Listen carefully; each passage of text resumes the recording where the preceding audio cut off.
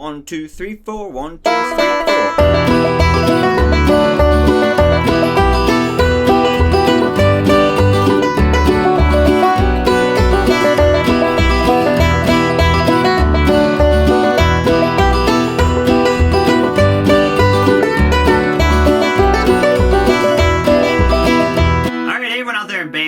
Mike Heading here. Today I've got the classic tune Shady Grove in the key of E minor. I had a request to do this tune and I wanted to work it up, kind of mixing some Scruggs licks and some melodic licks in it. So this is kind of a little bit more of an intermediate version of the tune, but we're going to try and play the melody kind of using Scruggs style and melodic style banjo. So I'm going to break down the whole thing note for note, show you kind of some of the licks and the positions we're going to use, and then I'm going to teach you a whole backup lesson on how to play the chords to this song.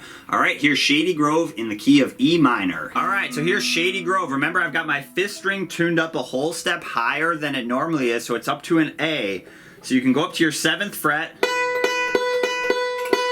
and that's where you can tune that note. I've also got my capo on the 2nd fret. We're going to be playing out a D minor, but it's really going to sound like E minor, alright? So here's the first 3 measures of Shady Grove. Let me play it, and then I'll break it down.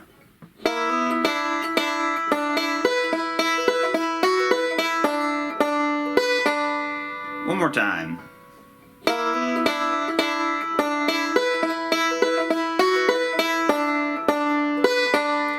Okay, we're going to start with a pickup on beat 2, and I'm going to do a 1 to 2 hammer-on the 3rd string while I'm doing a pinch. So I'm going to pinch the 3rd string and 1st string, and I'm going to hammer on 1 to 2. I'm using my 1st and 2nd fingers on my left hand. Kind of just a bluesy lick. You know, we're kind of sliding into that A note, and we're doing a hammer on there. So you could also slide it, but I think it sounds cool with a hammer on.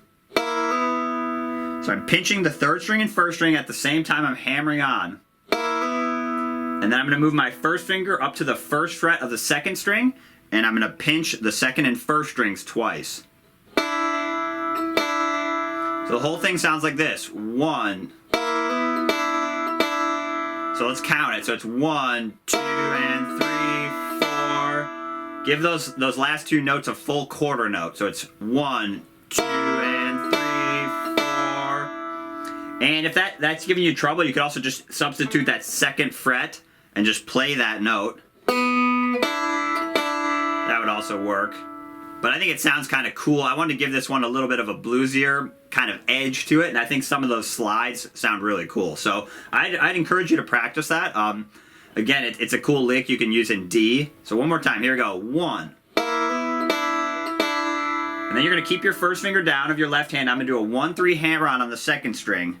And I'm using thumb and middle with my right hand there. And then I'm going to go up to the 5th string and do a forward roll 5-2-1. And I'm going to do that same roll. And then I'm going to put my 2nd finger of my left hand up to the 2nd fret of the 1st string. So it sounds like this, the whole measure 2. Remember, our 5th string's tuned up a whole step, so it's going to sound a little bit different than you normally would hear that lick in G, so remember that. Keep your right hand moving, so it's 1 and 2 and 3 and 4 and... So that 2nd fret's on the and to beat 4. Let's play that one more time.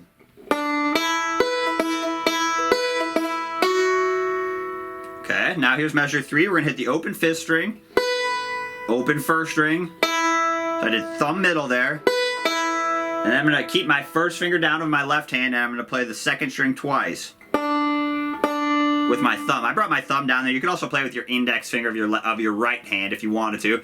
I think it's a little bit easier to do with your thumb. So I'm going... And then I'm going back to the 5th string and doing 5th string, 2nd string, thumb, index. So you can really keep that 1st finger down the whole time through that first 2 measures, or measures 2 and 3.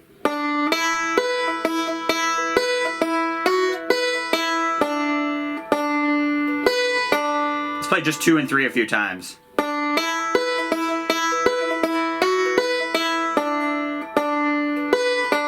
One more time, a little faster.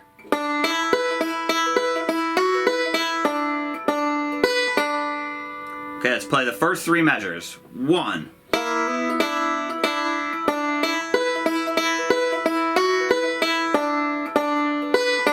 And the melody there is just the open first string. So it's a bunch of first strings, and then the 2nd fret on the 1st string, back to the open 1st string, and then down to that 1st fret 2nd string. So it's, and we're just filling that up with a roll.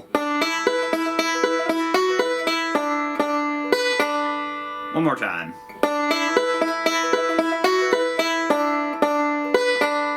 Okay, now for measure 4, we're going to do that same 1-3 hammer on. So again, keep your first finger down of your left hand, same thumb middle, and then go up to the 5th string and do 5th string and 2nd string. Keep your 3rd finger down, and then you're going to put your pinky on the 3rd fret of the 1st string, and then you're going to slide your pinky up to the 5th fret. So we're going. Don't do those last notes too quick. They're quarter notes. So it's 1 and 2 and 3, 4. One more time. And I'd encourage you to use my left hand fingerings. I think it'll help you connect the song together, and the song's gonna flow better. Whereas if you played it like this, you know, and use different fingers, then you're gonna kind of have to break the flow of the song. What we're doing there is we're using that note on the 2nd string to help us get some tone to kind of smooth out the song. See how that note's kind of ringing over? So my goal is to kind of keep that note ringing out.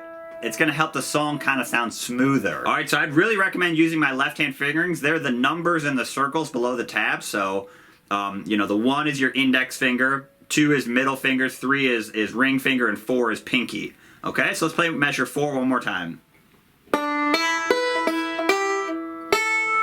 And then for measure 5, you're going to keep sliding up all the way up to the 7th fret, and you're going to pinch the outside strings.